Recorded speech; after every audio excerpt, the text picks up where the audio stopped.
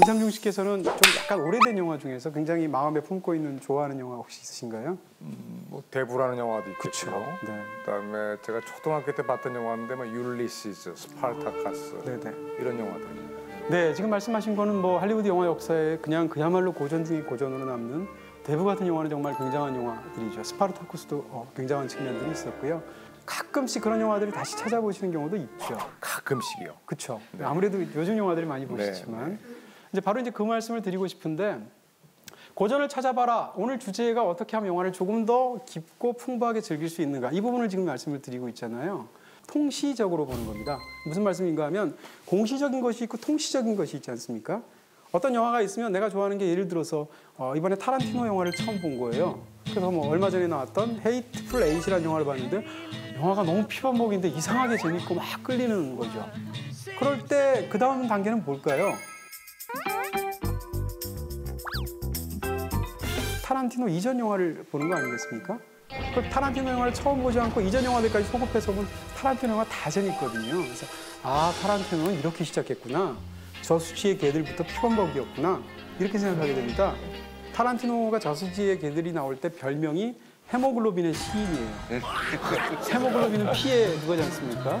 어쨌건 이런 식으로 개인의 어떤 감독의 이전 영화들 혹은 그 장르의 시작 혹은 장르가 아닌 영화들도 있잖아요. 그랬을 때 고전 영화의 어떤 부분을 보면 세상에 이게 수십 년 전 그때 이미 시작된 거네? 이런 것도 우리가 아는 부분이 주제면 주제, 기법이면 기법, 배우의 연기 스타일이면 연기 스타일까지 수도 없이 있었다는 거죠. 그런데 이런 고전을 다 모르는 상태에서 요즘만 영화만 보면 세상에서 최고 영화가 이번 주 개봉한 어떤 영화라고 생각을 하게 되죠. 사실은 그 영화 자체가 나오게 된 것이 영화의 역사에 122년간 있었던 그 모든 영화에 대한 응전의 결과로 새로운 영화 한 편이 나오는 것이거든요. 그런 측면에서 지금 이제 이 영화를 아마 기억을 하실 겁니다. 소셜 네트워크입니다. 소셜 네트워크인데 이거 영화를 좋아하시는 분들도 있고 아닐 수도 있겠지만 저는 개인적으로 굉장히 좋아하는 영화고 또 높은 평가를 받는 지금 영화를 만드는 그런 테크닉적인 측면에서 데이비드 핀처는 거의 최고봉에 속한 감독 중에 하나니까 굉장히 재밌습니다. 영화의 첫 장면을 보면 여자친구를 떠나보내고 중간에 보면 친한 친구들이 하나씩 다 떠나가게 되고 마지막에 페이스북은 거대한 제국이 되지만 주변에 아무도 없게 되고 이런 상황에서 느끼는 남자의 쓸쓸한 고독으로 끝나잖아요. 그런 걸 보면서 데이비드 핀처 굉장하다라고 생각하죠. 근데 만약에 이 주제적인 측면이라면 우린 이미 이 영화를 본 적이 있습니다. 어떤 영화냐? 대부입니다. 대부가 똑같은 주제를 말하고 있죠.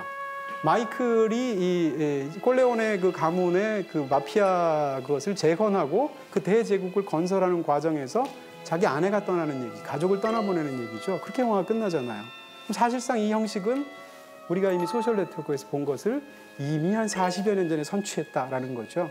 물론 영화가 이야기가 전부는 아니지만 그러면 대부가 이런 영화의 원조냐? 이미 우린 그 전에 영화를 본 적이 있습니다. 바로 시민 케인이죠.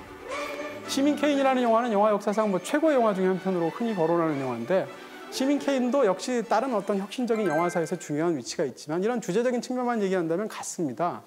그 주인공이 거대한 언론 재벌이 되는 겁니다. 언론 재벌이 되는 과정에서 이혼도 하고 아내도 떠나보내고 친구들도 있고 그다음 마지막에는 어린 시절에 탔던 썰매를 생각하면서 그때 참 좋았는데 하면서 죽어가는 남자 이야기예요. 그렇다면 앞에 두 영화랑 맥이 똑같지 않습니까? 그런 측면에서 봤을 때 고전을 알고 고전을 모르는 거에 따라서 영화에 대한 감성이 완전히 달라질 수 있다라는 이야기를 드릴 수 있다는 거죠. 어떤 영화를 보고 나서 이 영화에서 중요한 대사가 뭐였지? 라고 한번 생각해 보는 거예요.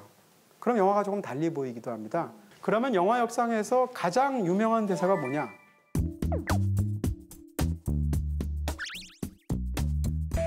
혹시 이 대사가 어느 영화에 나왔는지 서태웅 씨 혹시 아시는?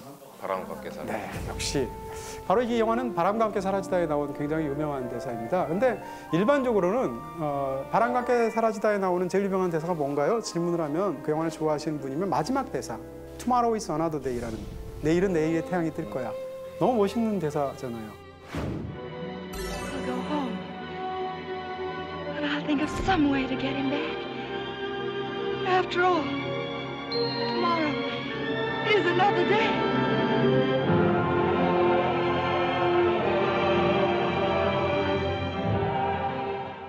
근데 영화연구소 AFI에서 고른 영화들을 보게 되면 1위는 그게 Tomorrow is another day가 아니고 Frankly, my dear, I don't give a damn이라는 대사입니다.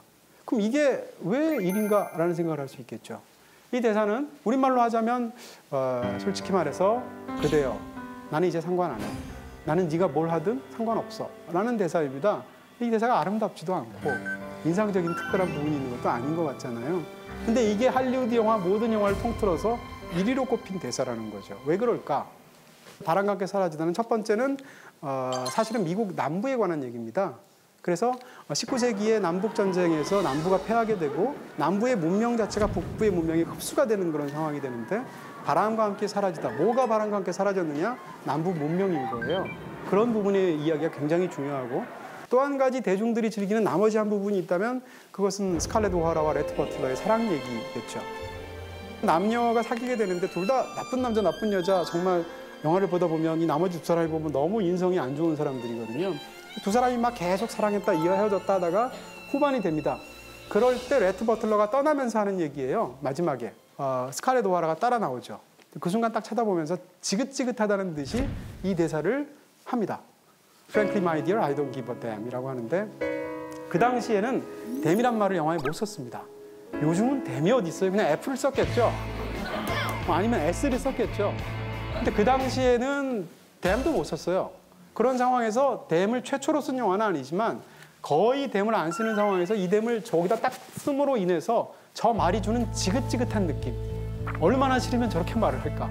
라는 그런 느낌을 주는 말을 저기다 딱 박은 거죠. 그 다음에 이것이 언제 그 영화에 등장하는가라는 것이 이 영화를 불멸의 대사로 만든 겁니다. Red! You go. Where shall I go? What shall I do? Frankly, my dear, I don't give a damn.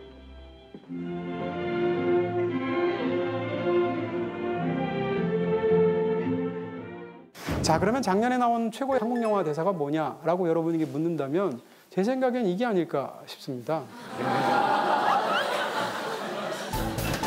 무엇이 중한디? 이거겠죠. 그러면 이걸 딱 객관적으로 이 대사만 놓고 보면 아니 무엇이 중한디가 무엇이 중하겠습니까? 그렇잖아요. 근데 저 대사가 줄 때 그 연기를 하는 아역 배우나 상황이나 이런 것이 주는 굉장한 임팩트가 있고 더 중요한 게는 이 영화의 주제가 뭐냐? 무엇이 중한디를 알지 못하는 인간의 무지에 대한 탄식에 관한 영화입니다. 인간이 세상에 자기가 어쨌건 이 모든 일을 해결해 보려고 극 중에서 주인공이 동분서주하면서 뛰는데 결국은 참극을 맞아요. 이유는 그가 자기의 운명이나 세계에 대해서 무지하기 때문에. 그래서 무지에 대해서 탄식을 기본적으로 깔고 있어서 이 영화가 무섭고 슬픈 영화인 거거든요. 그럴 때 이 얘기를 마지막에 내레이션으로 주인공이 이로써 나는 깨달았다. 인간의 모든 비극이라는 것은 결국 무지에서 오는 것임을. 인간의 운명이요. 라고 대사를 깔았다고 쳐보세요. 그러면 굉장히 안 좋은 영화가 됐겠죠. 근데 이 영화는 아무렇지도 않게 저렇게 어린 배우가 무엇이중한디? 라고 말을 했는데 그 말 속에 사실상 그런 뉘앙스가 다 들어가는 데다가 연기적인 측면, 상황의 묘사 이런 것들로 이런 훌륭한 결과가 나온 거죠. 어디서 만났고 무엇을 했는가? 나가 왜 말해야 되는데? 중요한 문제께 무엇이 중요한데? 정말 이럴게요?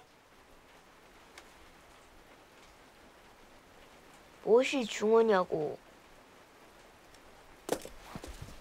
도대체가 무엇이 중요냐고. 무엇이